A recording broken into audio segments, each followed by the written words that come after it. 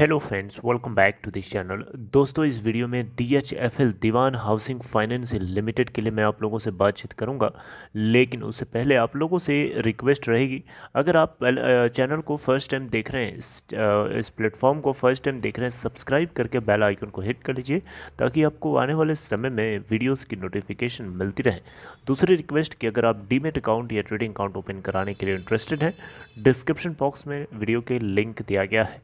अब आप सोच रहे होंगे कि DHFL के ऊपर इतने ज़्यादा बातचीत मैं क्यों कर रहा हूँ। दोस्तों, इसलिए कर रहा हूँ क्योंकि DHFL को लेकर के आजकल खबरें चल रही हैं।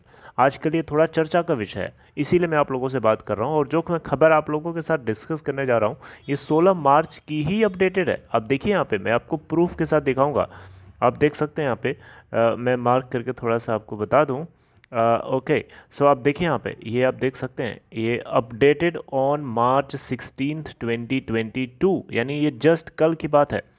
देखिए, इस वीडियो में हम बात करेंगे कि शेयर होल्डर्स क्यों पीछे हैं। देखिए यहाँ पे DHFL के रेजोल्यूशन के अगेंस्ट में कई लोग सामने खड़े हैं। FD होल्डर्स तो है ही हैं, क्योंकि उनको पता है, आपको पता है कि उनको पूरी रिकवरी नहीं हुई है। और पूरी रिकवरी होगी भी कैसे? 40,000 करोड़ रुपए की जो एसेट काउंटेबल होनी चाहिए थी, उसको इसने मात्र 1 रुपया, जी हाँ, 40,000 करोड़ रुपए की प्रॉपर्टी को मात्र 1 रुपया असाइन करके लूट लिया। तो कैसे रिकवरी होगी 100%? बताइए, सिंपल सी बात है, नहीं होगी। तो इसको लेकर के FD होल्डर्स, NCD होल्डर्स जो हैं, बॉन्ड होल्डर्स, इसके अलावा आपके जो 63 मून्स एंड टेक्नोलॉजी, जो कि आपको पता होना चाहिए, ये NCD होल्डर है। 200 करोड़ रुपए का इसकी टोटल होल्डिंग थी, लेकिन इसको कुछ नहीं मिला, है ना, बहुत ना के बराबर मिला, इसकी रिकवरी नहीं हुई प्रॉपरली। और ऐसे अलग अलग FD होल्डर्स में अलग अलग कैटेगरी के लोग हैं, जैसे आर्मी के लोग हैं, उन लोगों को भी रिकवरी नहीं मिली, है ना। तो इस तरीके से अगर हम इवन कपिल वाधवन, इन्होंने भी सुप्रीम कोर्ट के अंदर अप्रोच किया है। इसके अलावा जो है ये पिरामिड ग्रुप ने भी अप्रोच किया है। पिरामिड ग्रुप ने हालांकि इसलिए अप्रोच किया है, NCLAT के खिलाफ किया है हालांकि। और इवन आपके जो कमिटी ऑफ क्रेडिटर्स हैं, उन सभी ने भी सुप्रीम कोर्ट को अप्रोच किया है NCLAT के ऑर्डर के खिलाफ, क्योंकि पिरामिड ग्रुप और NCLAT की तरफ से जो अप्रोच करी गई है सुप्रीम कोर्ट को, यहाँ से इसलिए करी गई है क्योंकि NCLAT ने कहा था कि आपने जो प्रोविजनिंग करी है उसमें थोड़ा सा कुछ और नरमी दिखाइए। मेरी बात समझ रहे हैं? तो इनको दिक्कत हुई। देखिए, पिरामिड ग्रुप को दिक्कत हुई, समझ में आता है, क्योंकि उसको तो पे करना है, क्योंकि उसने लूटा है, उसको पे करना है, उसको बचेगा कम। लेकिन बैंकों को दिक्कत क्यों हो रही है? बैंकों को तो खुश होना चाहिए, क्योंकि उनकी और रिकवरी होगी। बैंक्स की 40% रिकवरी अभी तक हुई है पूरे DHFL के रेजोल्यूशन प्लान में। लेकिन दोस्तों, आपको बताना चाहूँगा, यहाँ पे मेरा मेन कंसर्निंग पॉइंट है कि DHFL रेजोल्यूशन के लिए अगर FD होल्डर्स, आप देख सकते हैं यहाँ पे 16 मार्च 2022 की आर्टिकल, जिसमें मेंशन्ड है FD holders move Supreme Court. अगर fix deposit holders Supreme Court move कर सकते हैं, NCD holders Supreme Court move कर सकते हैं, Kapil Wadhawan Supreme Court move कर सकते हैं, 63 moons and technology Supreme Court move कर सकता है, और तो स्टेक होल्डर्स क्यों पीछे हैं? स्टेक होल्डर्स को भी तो जाना चाहिए ग्रुप बना करके FD होल्डर के साथ में हाथ मिला करके, क्योंकि यूनिटी में शक्ति होती है। अगर ऐसा नहीं है कि जो रिजोल्यूशन प्लान अप्रूवल हो चुका है उसको रिजेक्ट नहीं किया जा सकता, ये अगर सुप्रीम कोर्ट को ऐसा कुछ लगता है, इसमें मेरिट दिखती है, तो रिजेक्ट भी हो सकता है। हालांकि इसके ऊपर मैं कोई कमेंट्री नहीं कर सकता, सुप्रीम कोर्ट के ऊपर ही ये पूरा डिपेंडेंट होगा।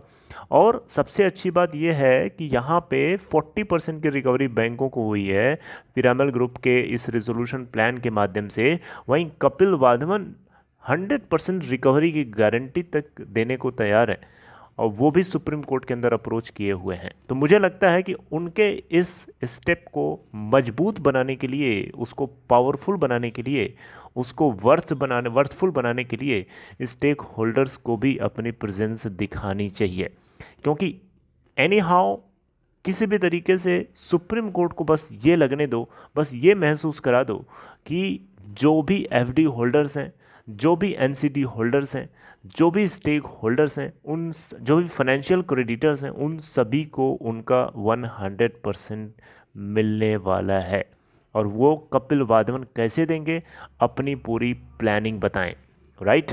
और उसके ऊपर चर्चा का विषय हो, उसके ऊपर डिस्कस किया जाए, उसके ऊपर प्रॉपरली बैंक्स मिलकर डिस्कस कर। देखिए ये सारा प्रोसेस कौन नहीं होने देगा, पिरामल ग्रुप। क्यों नहीं होने देगा, क्योंकि जिसने चोरी किया है वो क्यों चाहेगा कि उसकी चोरी की हुई दौलत को कोई दूसरा वापस ले जाए।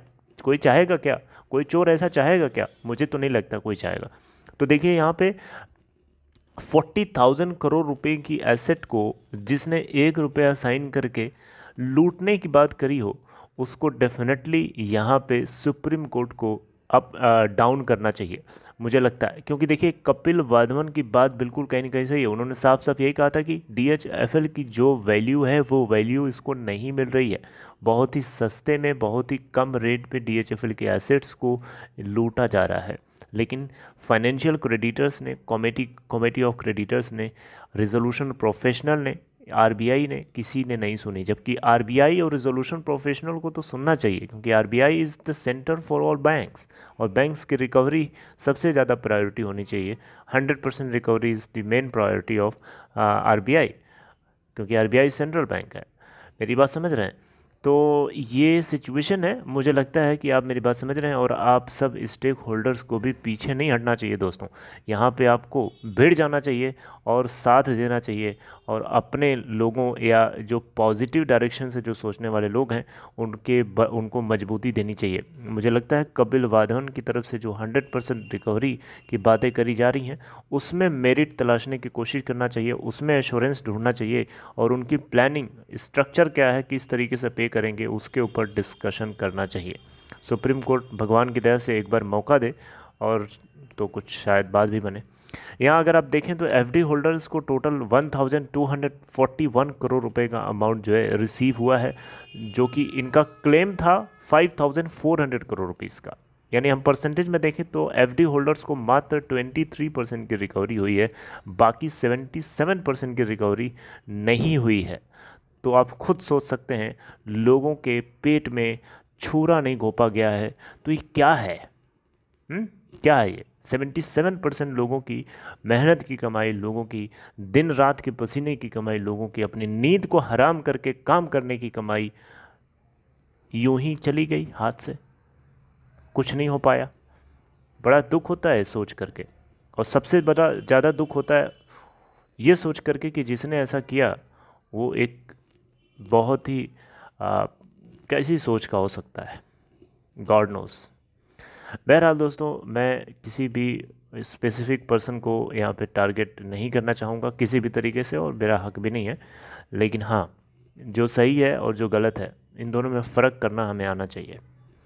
तो दोस्तों अगर आप देखें यहाँ पे तो 34,250 करोड़ रुपए का टोटल प्लान यहाँ पे पिरामल ग्रुप की तरफ से प्रपोज किया गया था, जिसमें 14,700 करोड़ रुपए अप फ्रंट कैश पेमेंट के रूप में किया गया, और बाकी पार्ट जो है धीरे धीरे करा जाएगा अलग अलग मोड्स के माध्यम से। और बैंकों को लगभग 40% की रिकवरी हुई है। टोटल 88,000 करोड़ रुपए का यहाँ पे एडमिटेड क्लेम था इसको लेकर के। सितंबर लास्ट ईयर ये कंप्लीशन हुआ था पिरामल ग्रुप की तरफ से एक्वाजिशन ऑफ DHFL, और जिसको लेकर के बहुत सारे कोर्ट्स में, बहुत जगह पे सुप्रीम कोर्ट में ही जो है लिटिगेशंस प्रॉब्लम्स चल रही हैं, पिटिशंस लगाए गए हैं, और देखना होगा कि आगे क्या डेवलपमेंट होता है। मेरी बातचीत आपसे जारी रहेगी इसके ऊपर, हम आगे फिर लौटेंगे किसी दूसरी वीडियो के साथ DHFL पे बात करते हुए। तब तक अपना ख्याल रखिए और पेशेंस रखिए, ऊपर वाले से दुआ करिए कि बात पलट जाए, यानी पासा पलट जाए, बस यही उम्मीद है। Take care friends, see you next time.